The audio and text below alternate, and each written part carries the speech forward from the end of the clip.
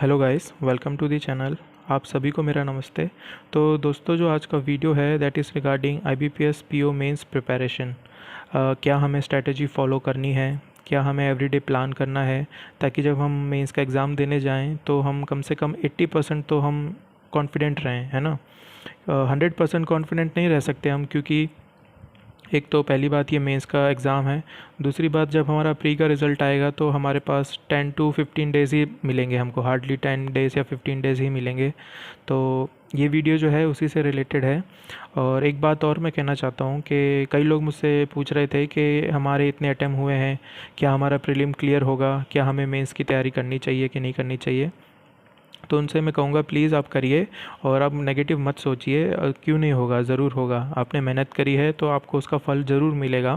और बोलते भी हैं ना कि शुभ शुभ सोचोगे तो शुभ होगा, आप, है ना। तो फिर भी अगर 19-20 अगर आपको डाउट रहता है तो फिर आपके लिए मैंने ये स्टेटमेंट लिखा हुआ है कि stop thinking, just do it, है ना।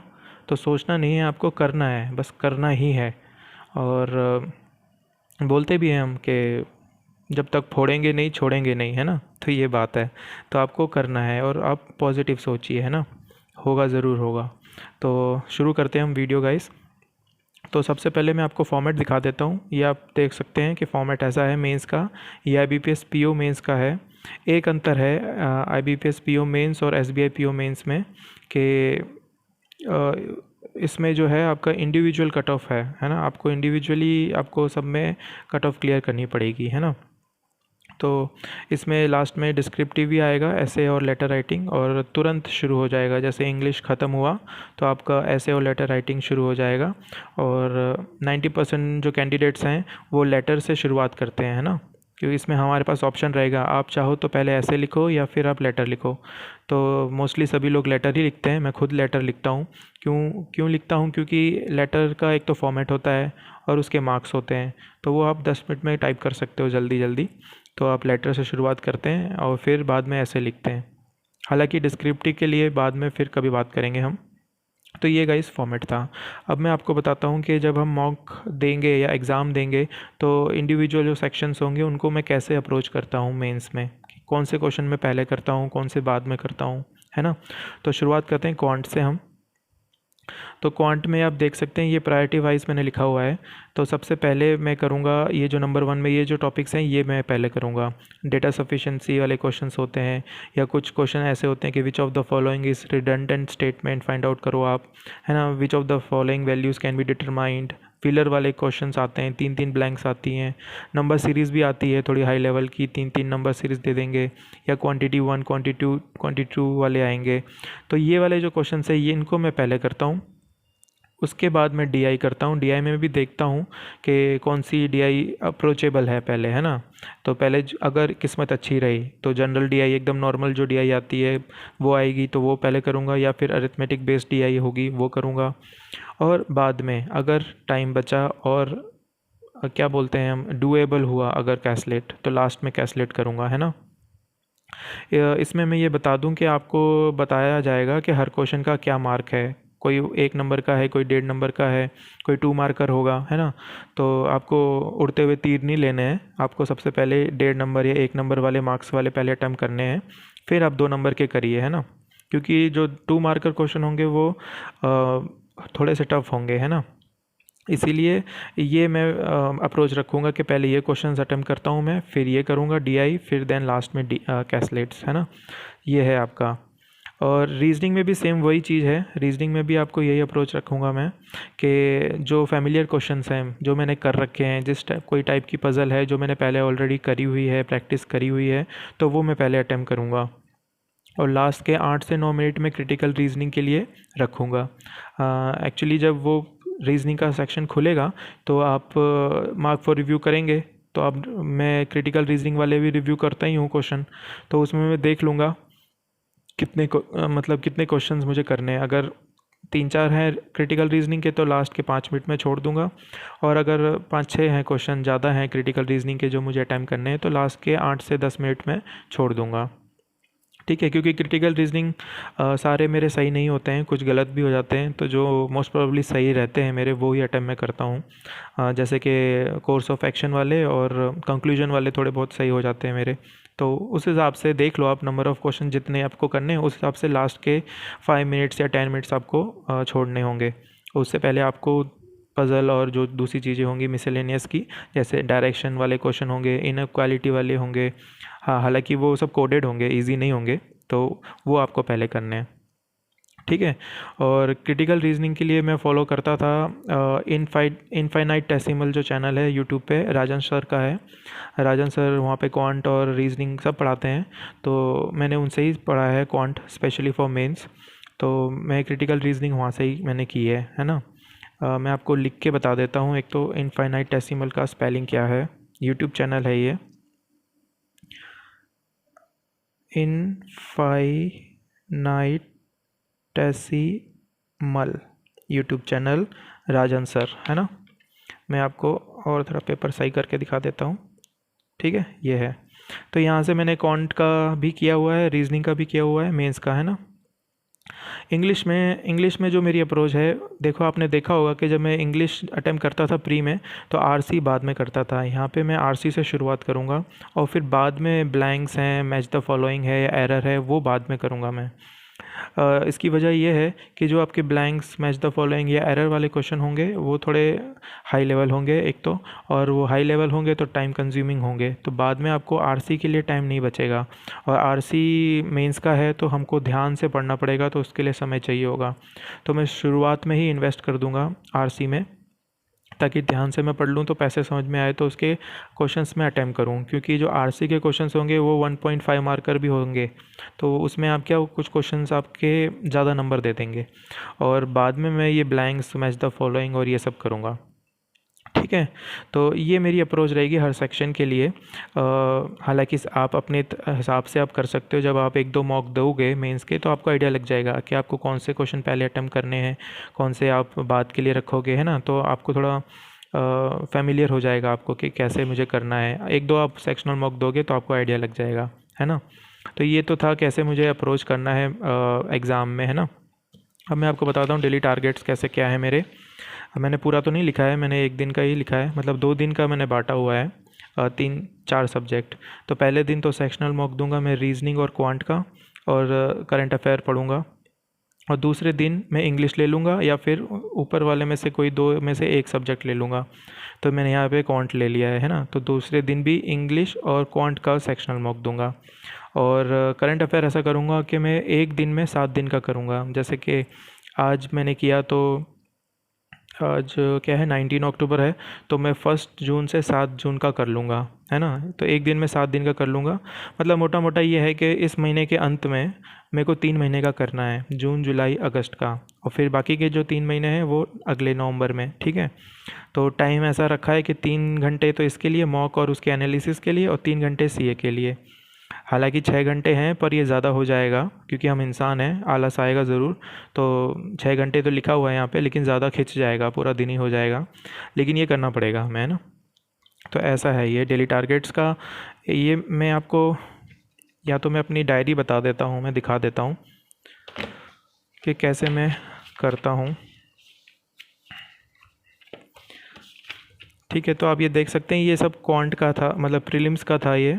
उससे पहले मैं डेली टारगेट्स रखता था कि जैसे 16 सितंबर, 17, 18, 19, 20, है ना।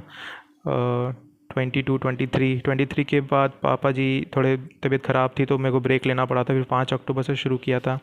तो ऐसे आप डेली टारगेट रखिएगा। तो ये देखिए, अब 16 को पेपर था प्री का, तो 15 तक तो यही था प्रीलिम्स का डेली टारगेट। फिर मैंने मेंस का यहाँ पे लिखा हुआ है 19 अक्टूबर आज का।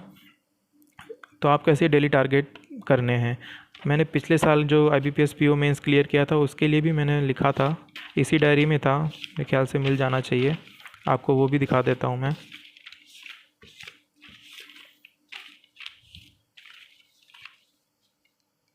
Just a sec guys. हाँ, ये रहा, देखो IBPS PO मेंस, जैसे 6 जनवरी है ना, 2 मेंस DI, 1 मेंस पज़ल, 1 जनवरी का करंट अफेयर, दिसंबर का 4th वीक का रिवीजन, फिर अगले दिन 7 तारीख को, 7 जनवरी को ये करना है मुझे, है ना। 8 जनवरी को ये जो मैंने क्रॉस किए हैं मतलब वो मैंने टारगेट फुलफ़िल नहीं करे हैं, और जो टिक कर दिए हैं मतलब वो हो गए थे। मोस्ट प्रोबेबली मैंने करंट अफेयर में टाइम ज़्यादा ले लिया होगा उस दिन, इसलिए मेरे ये मेंस डीआई और पज़ल नहीं हो पाई। तो ऐसे आपको करना है ना। तो ये लास्ट ईयर का था मेरा शेड्यूल, मैंने जो बनाया था। देखिए 12, 13, 14 अप टू 21 जन तक, मेरे ख्याल से 22 जनवरी को मेंस का पेपर था। तो ये आपको ऐसे डेली टारगेट बनाने हैं, है ना। इंग्लिश आरसी, देखिए डीआई है तो टाइम एंड वर्क वाली डीआई कैसे करनी है, मतलब ये सब आपको करना है। तो ये पिछली बार मैंने सेक्शनल मॉक नहीं दिए थे, तो मैं गूगल से सर्च करके ये सब टॉपिक्स ढूंढ के मेंस के करता था। अब क्या करना है आपको, रोज़ एक सेक्शनल मॉक सबमिट करना है और ये कर देना है ना। तो क्वेश्चन की कमी नहीं है हमारे पास, प्रैक्टिस हमें करनी है बस, है ना। मटेरियल या सोर्सेज की कमी है नहीं। तो ये तो डेली टारगेट्स थे, है ना। तो ये आपको मैंने बता दिया, ऐसे आपको बनाने हैं रोज़ मेंस के लिए। ठीक है, अब आते हैं करंट अफेयर्स। करंट अफेयर्स में करूँगा लास्ट 6 मंथ का, from 1 June to 24 November. Most probably 26 November को मेंस की डेट है, तो ये वाले मैं करूँगा 6 महीने के। और उसमें भी जो लास्ट 3 मंथ्स हैं वो ज़्यादा इंपॉर्टेंट हैं, सितंबर, अक्टूबर, नवंबर। तो ये थोड़ा मैं ढंग से और डिटेल में करूँगा। ऐसा क्यों करूँगा, क्योंकि लास्ट ईयर मैंने लिखा हुआ है यहाँ पे, लास्ट ईयर जो था दिसंबर में से ही 90% क्वेश्चन आ गए थे। मतलब जनवरी में मेंस था और दिसंबर में से ही सारे क्वेश्चन आ गए थे, है ना। तो अभी भी जैसे अभी नवंबर में है तो अक्टूबर का तो इम्पॉर्टेंट है, लेकिन हम 1 महीने का सिर्फ करें, रिस्क नहीं ले सकते हम ऐसा। तो मैंने लास्ट 3 महीने का किया हुआ है इम्पॉर्टेंट। तो ये लास्ट 3 मंथ थोड़ा ज़्यादा अच्छी तरह, और फिर उसके जो पहले के 3 मंथ हैं, जून, जुलाई, अगस्त, वो भी। तो ऐसे 6 महीने का करूँगा मैं। ठीक है, तो ये करंट अफेयर्स होगा। इस मंथ के एंड में 3 महीने का कर लूँगा, जून, जुलाई, अगस्त, और लास्ट मंथ के एंड में मतलब जो नवंबर होगा उसमें फिर बाकी के जो महीने हैं उनका करूँगा मैं। अब मैं आपको सोर्सेज बता देता हूँ मॉक के लिए, सेक्शनल और फुल मॉक्स। इनके लिए मैं फॉलो करूँगा ओली बोर्ड, स्मार्ट कीडा और गाइडली पीडीएफ। लास्ट ईयर मैंने प्रैक्टिस मॉक किया था, तो इस बार मैंने स्मार्ट कीडा चूज़ किया है, और मुझे अच्छा लगा, उनका लेवल ऑफ क्वेश्चंस अच्छे हैं, तो मैं तो ये करूँगा। और गाइडली पीडीएफ भी अपने आप में बहुत बढ़िया है, बहुत शानदार है, तो ये भी मैं करूँगा। और 3 ही चीज़ें, मैं ज़्यादा 50 सोर्सेज फॉलो नहीं करने वाला मैं, क्योंकि हो ही नहीं पाएंगे, यही हो जाए बहुत बड़ी बात होगी, है ना। तो मेरे हिसाब से तो ये बेस्ट है, ओली बोर्ड, स्मार्ट कीडा एंड गाइडली पीडीएफ, है ना। Everyday sectional mock. और जब आपके प्री का रिज़ल्ट आ जाएगा तब मैं फुल मॉक भी फिर उस पर अटैम्प्ट जाऊँगा, मतलब अभी तो सेक्शनल मॉक ही दूंगा।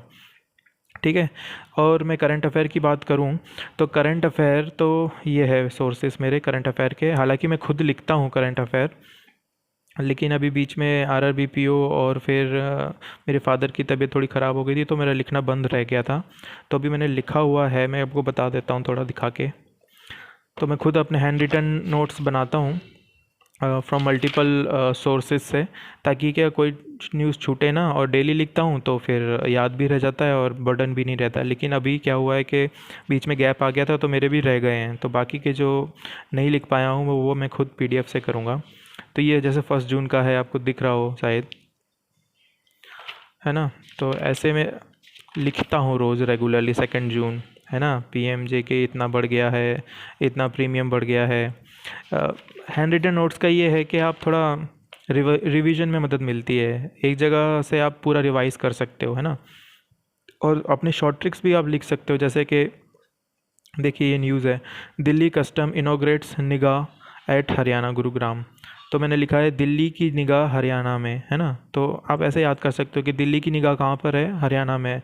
मतलब दिल्ली का जो कस्टम है उन्होंने कुछ प्रोजेक्ट है निगाह, वो हरियाणा में शुरू किया है ना। तो ये ऐसे में शॉर्ट ट्रिक्स लिख सकते हैं, तो अपने याद रहने में थोड़ी दिक्कत नहीं होती, है ना। जैसे कि net profit of public sector bank is double, तो 110% हो गया है, तो 11 का मल्टीपल ये 6659 करोड़ हो गया है ना। तो ऐसे में ट्रिक्स अपनी लिखता रहता हूँ। जैसे कि यहाँ दिखाऊँ मैं, जैसे कि Zulfiqar Hasan, director general bureau of civil aviation security. तो मैंने लिखा हुआ है यहाँ पे, उड़ते हुए सिक्योरिटी चाहिए तो जुल्फ़े बांध लो, है ना। उड़ते हुए मतलब सिविल एविएशन, और सिक्योरिटी चाहिए यानी सिविल एविएशन सिक्योरिटी, तो आपको जुल्फ़े बांध लेनी है, तो जुल्फ़ों से जुल्फ़िकार हसन, है ना। तो ऐसे में अपने नोट्स बनाए हुए थे, लेकिन अभी पूरे कंप्लीट है नहीं, और अब मैं लिख नहीं सकता क्योंकि फिर टाइम वेस्ट ज़्यादा होगा। तो अभी जो बाकी के जो मैंने नोट्स नहीं बनाए हैं या नहीं लिखे हैं, उनके लिए फिर मैं पीडीएफ पे रिलाई करूँगा। और पीडीएफ कौन कौन सी होंगी? द हिंदू रिव्यू, एक एप्लीकेशन है करंट अफेयर फंडा, उसका भी मैं फॉलो करता हूँ। फॉलो मतलब उनकी पीडीएफ देखता हूँ, यूट्यूब पे क्लासेस भी आती हैं, लेकिन वो मैं अटेम्प्ट नहीं, मतलब देखता नहीं हूँ। ग्रेड अप की वीकली पीडीएफ्स करूँगा। क्विज़ेज़ होंगी स्मार्ट कीड़ा मॉक ड्रिल वाली, जो कि फ्री हैं, आप भी अब देखिएगा। मेरे ख्याल से 15 या 13 सेट होते हैं और हर सेट में 50 क्वेश्चन होते हैं। उसका क्विज़ेज़ करूँगा, गाइडली के क्विज़ेज़ करूँगा। अफेयर क्लाउड जो है मैंने लास्ट ईयर फॉलो किया था, तो मैं बताऊँ आपको, वो क्या बोलते हैं, फिजिबल नहीं है ना। मंथली जो पीडीएफ है वो 400 पेज की है, ऐसे 6 महीने की 6 महीने की अगर आप पीडीएफ देखो तो 400 इंटू 6 करो तो 2400 पेजेस की तो पीडीएफ है। तो मैंने ये नोटिस किया लास्ट ईयर, मतलब जब मैं तैयारी कर रहा था मेंस की, तो मैं रिवाइज़ ही नहीं कर पा रहा था और आंखें फूट जाती हैं अब मोबाइल से या लैपी से पढ़ पढ़ के। प्रिंट आउट निकलवाना मुश्किल है ना, इतने हम मतलब पैसे वाले हैं नहीं हम लोग, है ना, हम सब हम्बल बैकग्राउंड से ही आए हुए हैं, कोई अडानी अंबानी तो है नहीं हमारे पिताजी। तो हम इतना प्रिंट आउट निकलवाना भी वो नहीं है ना। तो मुझे तो ज़्यादा ठीक नहीं लगा, हालांकि न्यूज़ उसमें भी अच्छी है, लेकिन वो रिवाइज़ नहीं कर सकें तो क्या मतलब है। इसीलिए फिर मैंने क्या किया था, लिखता हूँ मैं रोज़, तो वो ज़्यादा सही रहता है। अपनी नोटबुक में लिखो और अब रिवाइज़ करते रहो। तो जो नहीं लिख पाया हूँ मैं, उसके लिए पीडीएफ है, और जो लिखा हुआ है वो तो मैं लिखूँगा ही और वो पढ़ूँगा ही वहाँ से। और अभी टाइम है ही, तो मैं रोज़ का अभी लिख ही रहा हूँ, 17 अक्टूबर से लिखना शुरू कर दिया है मैंने। तो वो अप टू जब तक एग्ज़ाम होगा वो लिखूँगा और वहाँ तक पढ़ूँगा उससे, बाकी पीडीएफ्स हैं।